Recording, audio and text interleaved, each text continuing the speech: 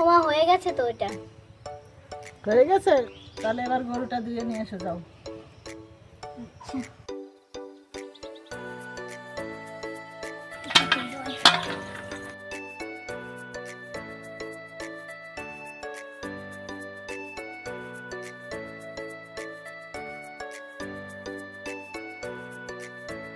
ওমা হচ্ছে না তো। হচ্ছে না?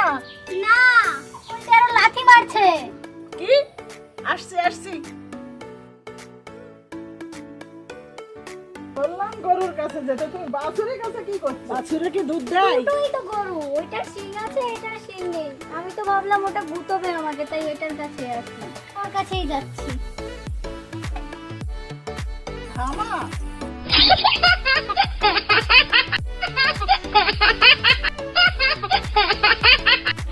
Ha ha ha ha!